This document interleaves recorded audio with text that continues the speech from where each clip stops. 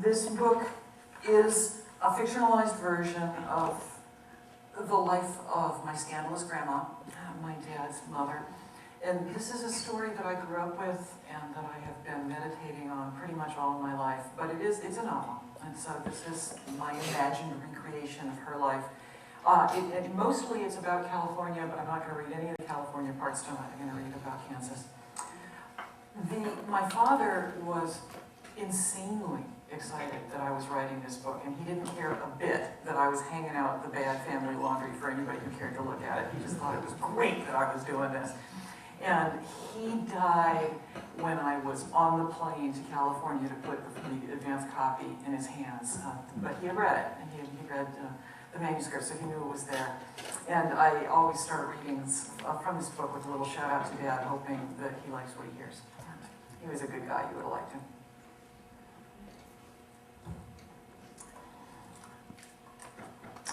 The time is 1901. The place is Kansas, and a section of Kansas that I made up, that does not really exist. I couldn't cook, but I could sew. It would have been better the other way around. Llewellyn Morrissey had a face like a mud hen's backside, but everybody in Mercer County knew she could make a good meal, even at the end of winter, when nothing was left in the root cellar but tired apples. Folks talked about Llewellyn's knack for food, and at church socials, her pies were bid up past $3. A good cook is good value, said Ordell Wrightsbaugh, one of 3 ranchers courting her. By the time I was 9 years old, I could sew a straight seam, and at 15, I could make a hem stitch that no one could see. But nobody assigns value to what he can't see. I didn't have the right mind for putting meals on the table. Staring into the crusty frying pan and waiting for onions to color, I got bored. Hot and itchy, I would stroll out to lean on the garden fence and look at the dim horizon as if it might have changed in the last 10 minutes. The flat dirt, gray-brown, folded into the flat sky, gray-white, and behind me the onions burned. At night, Pa poked his fork at my stew, lumps of flour floating next to shingles of black onion. If we auctioned you, you wouldn't bring up in as much as a mule, he said. More than chickens, though, I said. How many chickens? 12, easy. I am good value, I said. For somebody who already ate, he said. Meals would have gone better if he'd just let Mama or one of my sisters cook, but he had ideas about things, and Tuesdays were my cooking days. He thought I'd learn. My family and the Hams, the years we had Hams, learned to avoid dinner on Tuesdays. Me, I was skinny as a whip and could get through the daylight hours on an apple. No matter what Pa would admit, I had my value. I could weigh a spool of thread in my hand and tell if it was rotten at the center. I could stitch a buttonhole in brand new denim, and I could mend a tear so that it blended right into the cloth around it, invisible even at church when the eye needed something to rest on. And I had other values. I was good with people, unlike my shy sisters. When Ernest Brown, who had already put 2 wives in the ground, twitched and snuffled his way up to Nassim Potter after church service, I saw that he was fixing to marry again. I hiked all the way to his place with a bunch of coneflowers he could bring to Nassim. He gave me a nickel, the first coin I didn't have to drop in the collection plate, and I had sense enough not to tell Pa about it. I was smart about Pa, too, and I could judge when he had drunk 1 glass of whiskey too many and was itching to hit something. My doughy sisters never learned to clear out of his path, but I could tell a beating was coming the same way that a person can smell rain. That's bad-looking leather, he'd say, looking at a patched harness. Cheap. Everything about it looks cheap. Then he'd raise his head and say, it's not one thing worth a tinker's dam on this place, or in this county, or in this state.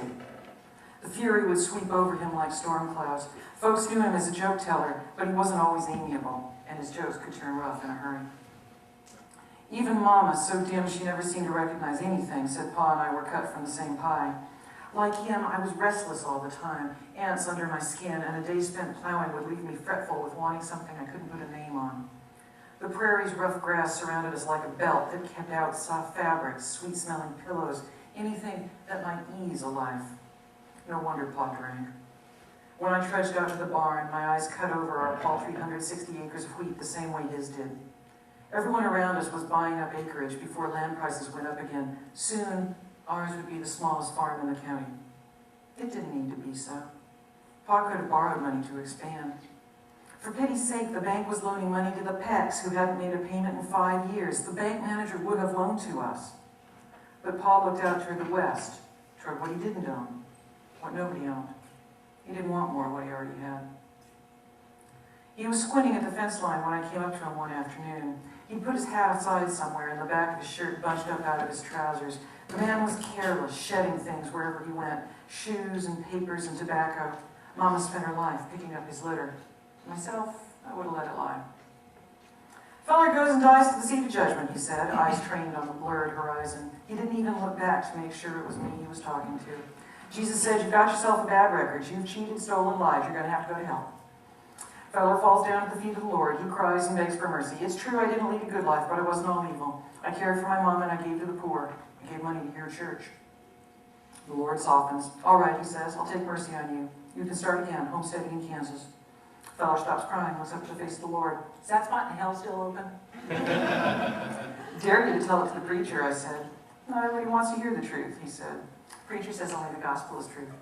This is a different gospel, Pa said, for those who have ears.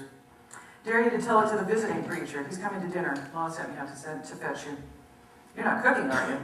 It's Thursday, I said. My sister May's turn. Lucky for him. Mama wants you to wear your Sunday shirt. Dad is going to church, he said. If I have to wear my Sunday shirt in my own house, maybe I will tell him my joke. He didn't get a chance, though. Reverend Farley had jokes of his own. The one about the lamb and the peacock, the one about the squirrel who went to Bible camp, the one about the 3 ministers who went to heaven. After a while, we stopped forcing ourselves to laugh, since our laughter made no difference to the Reverend. While May's good pot roast hardened in front of him, he planted an elbow on either side of the plate and said, Man finds himself at the pearly gates. The Lord says, Son, it's your day of reckoning. You've lived a bad life, you smoked, you drank, you didn't do right business. There's only one place for you to go. We know that one, Pa said. Reverend Farley didn't even pause. The man says, Remember when I saved that widow? Remember when I ran into the burning house and snatched up the baby? Doesn't that count for something? The Lord nods. You're right. Those things count for something. You can go to Wichita. The man says, Remember that $100 I stole? Into the quiet around the table, Pa said, We tell it different. I imagine so. Everybody loves this line in Texas. It's in the book, it's right there. Mama got up a smile and shook her head. You're a regular theater. Do you come from Texas, I said. Girls in Mercer County didn't talk at table, and Pa's glance was sharp. I travel so much anymore, I'm not sure where I come from. I know where I'm going when the Lord tells me to hang up my spurs, though. You're not wearing spurs, Pa said. Where, Reverend? Said polite Mama. California, heaven on earth. I don't imagine that's part of your circuit, said Pa. I was ailing for a time, and I went to Los Angeles to recover my health. I don't mind telling you, I'd go back, even if it meant falling sick again. What ails you? Pa said. Tell us about California, I said at the same time. I could see that my chatter was nettling Pa, but he wouldn't let it lay a hand on any of us before company. Reverend Farley put on a sharp smile that didn't look right on a preacher. If California is not the promised land, it's the closest we'll see in this life.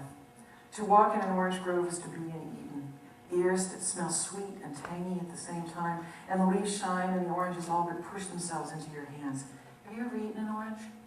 Pa said, we see a few luxuries. We're not poor. Your mouth tingles, but the fruit is sweet and so quenching you imagine you'll never be thirsty again. The flowers are tiny, but they put out a powerful scent. And then you get to the end of the grove, and the next thing you see is the ocean crashing onto sand. Salty soil kills most plants, Pa said. Guess your orange trees are different. Reverend Farley made a brushing motion. Maybe not exactly at the end of the grove, but close.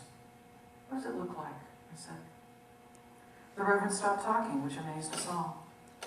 He looked around the kitchen, eyes skidding over the freshly black cook stove and the magazine pictures Mama had put up on the walls, over the hard dirt floor on the pie safe with the weeping willow punched into its tin door. He picked up a white enamel pot lid with a blue rim and said, hold this close to your eyes. When I held it up, he said, closer, until the edge of the lid was practically in my eye. What do you see? He said. The blue is wobbly and there's white over it. That's all. That's close, he said, except it's beautiful. I like the land myself, Mama said. I like seeing where I stand. Would you care for some pie? I kept staring at the lid. What I saw, the blur of blue into white, wasn't beautiful, but I could imagine it turning beautiful. I probably looked like a pure fool, staring at a pot lid as if it was a magazine picture. But the minister had given me something that I didn't understand. There was nothing of Kansas in that blue line. After May's dried apple pie, Reverend Farley put down his fork and announced, now that was cause for Thanksgiving, the first churchy thing he'd said since giving the blessing. I put on a pleasant expression, planning to think about oceans while he talked about salvation. Pa looked sour. But Reverend Farley kept unsettling us. He reached into his shirt pocket and pulled out a harmonica. The first song he played was Amazing Grace, which we none of us sang well. And after that, he started on a tune which I had never heard.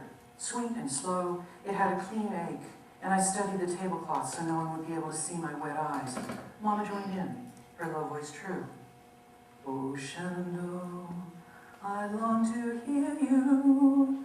Look away, you rolling river. She sang only when she felt moved. Sometimes years would pass. But when she opened her mouth, we all hushed. Suddenly the air was rich, and so it became poor when she stopped. That's no church song, Pa said, when the last note was still hovering. It can be, Reverend Farley said. How? Pa said. It's about having to go away. It's not what you want to do, but it's what you have to do. I said, why does somebody have to go away? Me, I heard a call, Reverend Farley said. What about someone who's not a reverend? I said, no, Mama said. What does a call sound like? I said, heedless as a chick. It wasn't Mama who would hurt me. She could barely lift her hand to beat biscuits. Reverend Farley said, 2 Episcopalian ministers arrive at the same church with the congregation there waiting. It's a big church. Folks are well dressed. There are fine carriages outside.